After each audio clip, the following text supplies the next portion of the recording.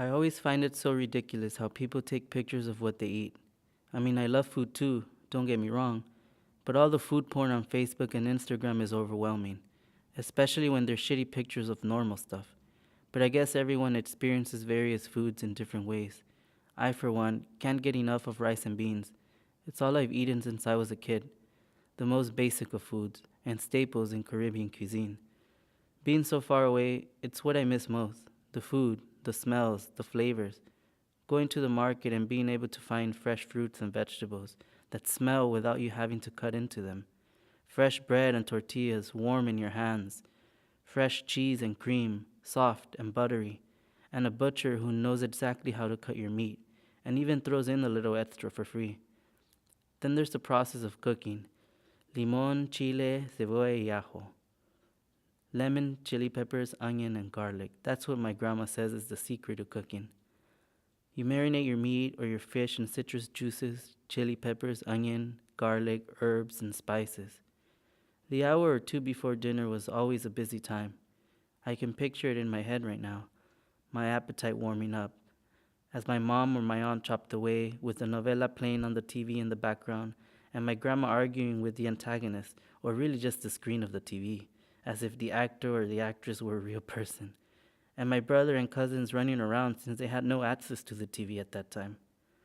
Looking back, it's such a surreal environment, with a crazy combination of smells and noises. But that was home, and no matter how annoying it would get sometimes, you knew something rewarding was soon to come. Unless, of course, Mom would get sucked into the melodramatic soap opera and forget whatever she had on the stove. That's exactly how things did get burned from time to time. But no matter what, we would always eat the food, because we had no other choice, and in the end, she always found a way to salvage the situation. And at the dinner table, it was sacred.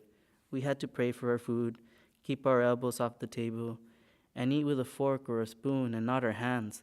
Of course, Grandma did whatever she wanted.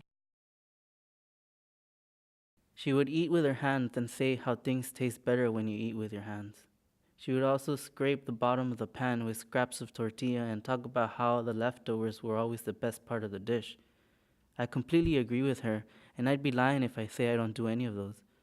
Even my mom does it now, and sometimes my brother, but I can't tell if I do it to rebel against set standards, or if it's genuine, or if I do it as a way to remember, or maybe it's a bit of all of those things.